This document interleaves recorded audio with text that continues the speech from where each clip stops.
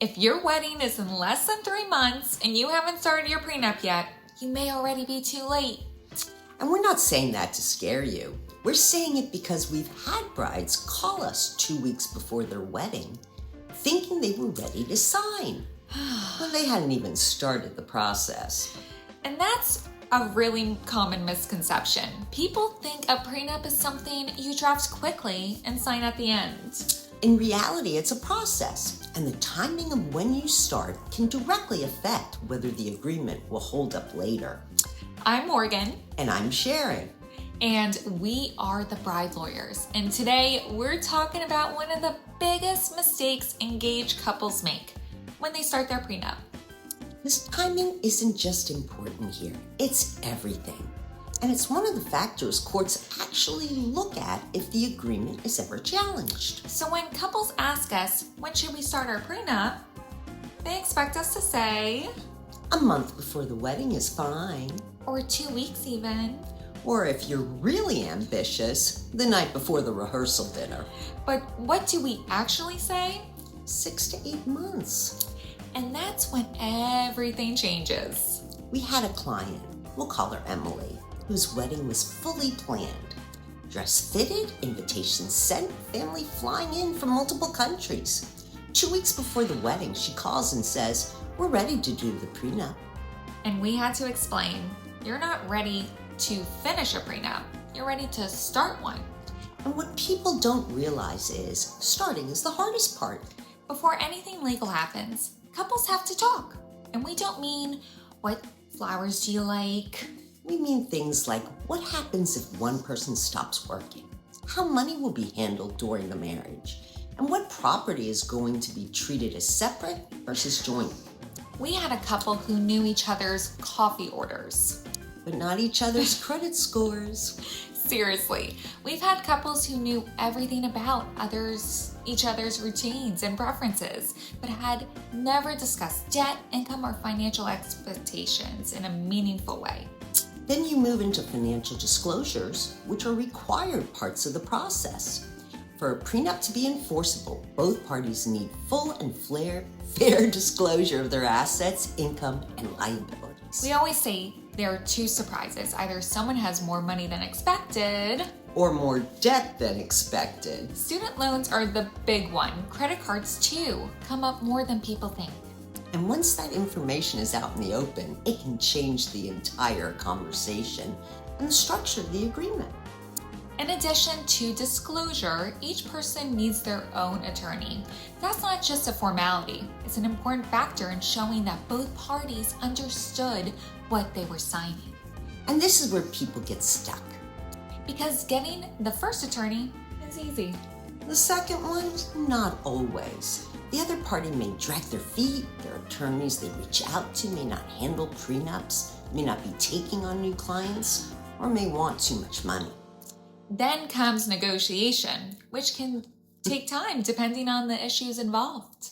We've had cases where the other side took a position that wasn't legally correct.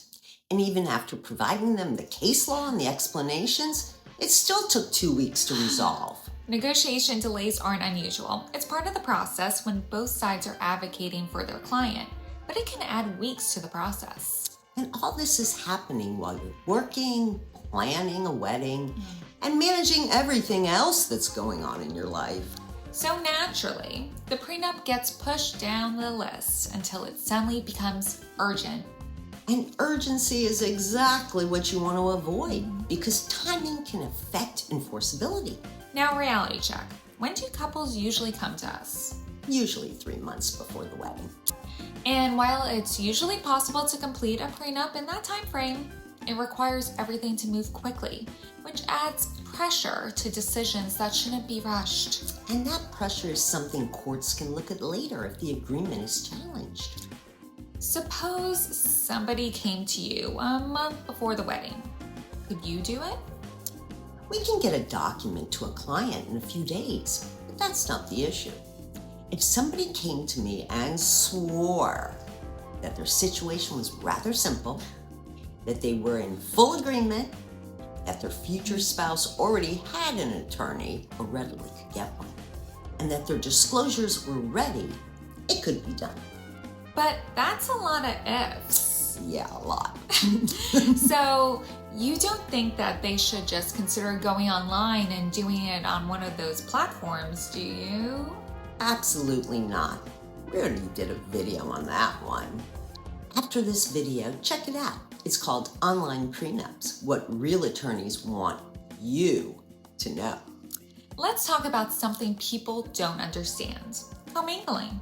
It sounds harmless, but it's not. For example, you may start with separate property, like an inheritance, but if that money is used toward a joint owned asset, it can lose its separate character. Someone owns a home before marriage, then after marriage, both people pay the mortgage and both contribute. Now ownership gets messy. Businesses are where it gets serious too.